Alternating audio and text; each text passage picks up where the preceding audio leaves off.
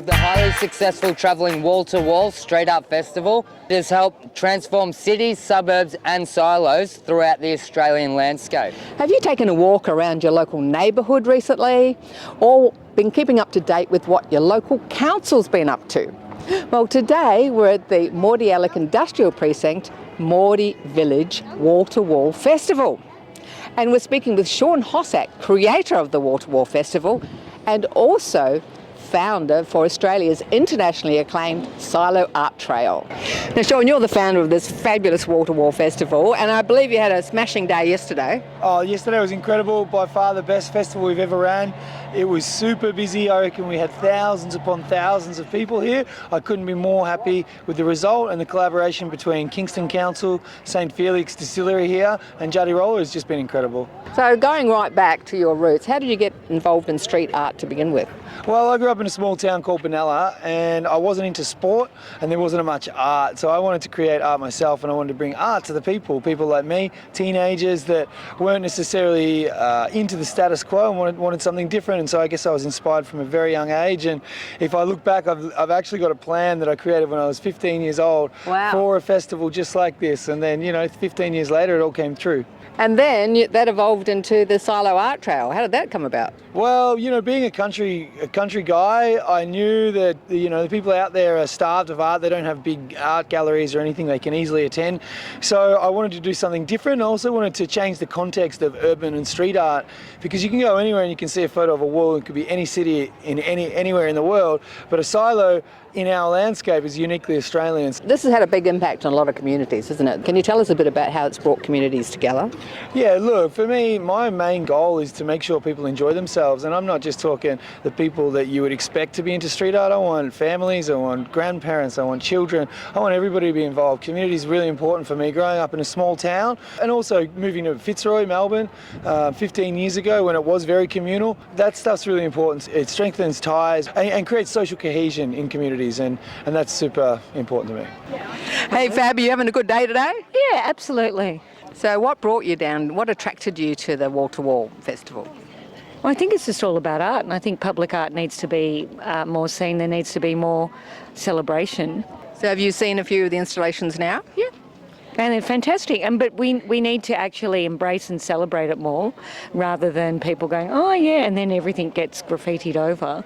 But the artists are real artists, their canvas is outside. So what would you say about people sitting at home about why they should get out on a Saturday or Sunday and come down and check out the festival? Well, I could say get your bloody asses here, but I think also it's about, people need to get out and engage. People need to get out and explore. And you just never know what amazing art pieces are in your local community. That's correct. Very much so. So this is the second year for the Wall-to-Wall Festival in Mordi Village.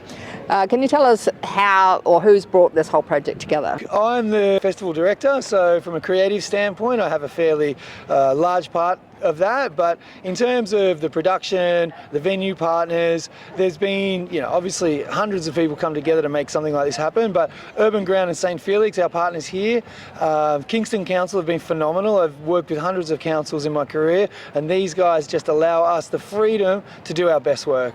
Can you tell us about the artists that have been involved in this precinct? Yeah, look, we've got artists from around the world. We've had a couple of French artists. We've got an artist based in Glasgow that came over for this, and we've got an artist from LA this year. So the artists are very diverse. They come from very diverse backgrounds, male, female, different cultural backgrounds, and they come here and they just create what they think will make the world happy. Yes, because there's a really significant story behind each art piece. Yeah, look, some of them you don't actually know the story to. Some of them people are happy to share it with, but some are deeply personal, and so they allow the viewer to interpret that. And then you've got some abstract works that, that's really up to you. It's just colour and its shape and how it makes you feel is what's important. So what is the process with finding a wall or a space on a building, and then where do you go from here? Look, it really depends. These days we don't have to knock on doors, but that's what we used to do.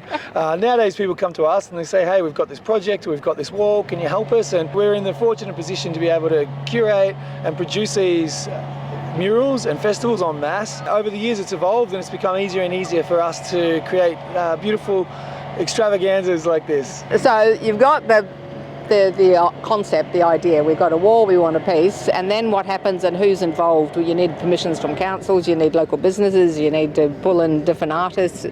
How does it all happen, and how long does it actually take from go to woe, go to finish? We did a wall in Collingwood, the Collingwood housing estate. It's 20 stories high, and it's a social housing building. So that took us 3 years. There was there's a lot of different residents in there, 4,000 residents on that property. It was, it's owned by the government, so there's so much red tape. It took us 3 years to get it together, and it took Adney three weeks to paint. So I don't know who's got the hard job here, but projects like this is a bit different. You've got Kingston Council that soften them up, so to speak, the traders, and they go in and they talk and they say, hey, what do you think of this? Are you interested? This is what they do. And then we come in and we give them some examples of the artist's work, and if they like it, and 99% of the time they do, they allow us to come in and create these amazing masterpieces. Irene and Ken, you look like you're having a great time. I would be joining you in a glass of wine, that's for sure. In fact, I was promised a glass of gin or something earlier in the day. This is our first. Oh, you look so innocent. So tell us, how did you hear about the festival? Kingston Council newsletter that comes out in the letterbox has all the things that are happening in the city of Kingston. Tell us about it. Have you been walked around and looked at some of the art installations? We actually did the tour. The walking tour, and he was extremely good, and he even kept the attention of two 12-year-olds. That's your grandchildren, right? Yes, and they really enjoyed it, and I think they learned things. They learned that graffiti is actually a form of art. It's not all vandalism. So I think that's important to know, because graffiti goes back for hundreds of years as a form of art. Probably thousands. Yeah, probably, yes, absolutely. Yeah. So it was really good. And the diversity of the work with all the artists and the way they do it, the precision and the thought that goes into it, I found particularly interesting. Did you just come with the grandchildren? Yes, we did. We've got them for overnighter and that, and we decided because we do this today. Irene does watercolour painting and has the kids constantly painting at home. So Anything it was to do with art. so it's I'm good there. to actually get them to come and see a variety of stuff around. They do a lot of work at home, painting and things like that. We just did the tour and had a look at and listened to the way that the artists work and sketch it and paint it and all that. So it was really informative. So no, it was well worthwhile. It's definitely worth it, and worth it for the kids. I think they actually listened and learned quite a bit of things about street art. So what would you say to any grandparents watching today about why they should grab the grandkids and bring them out to a wall-to-wall? Well, I would say bring the kids, because it's a different form of art.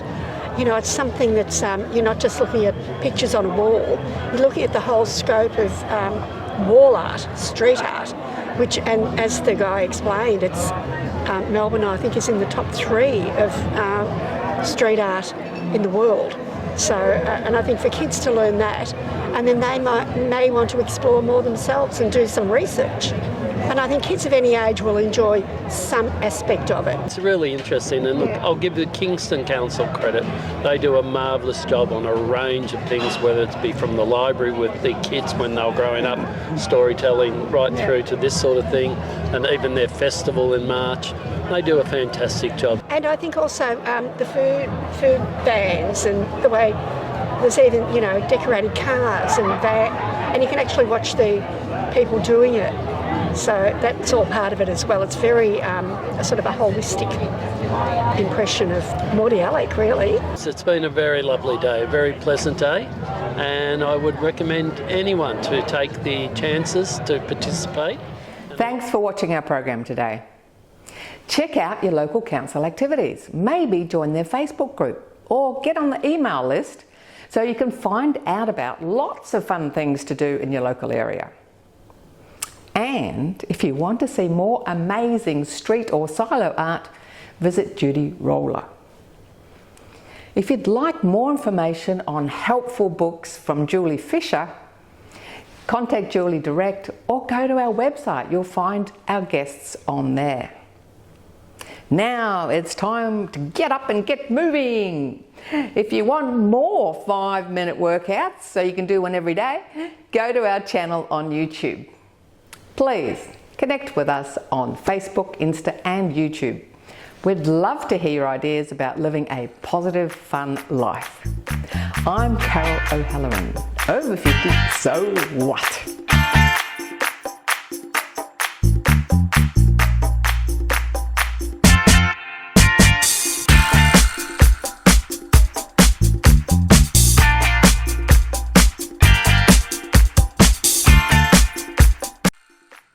Thanks for watching our TV show.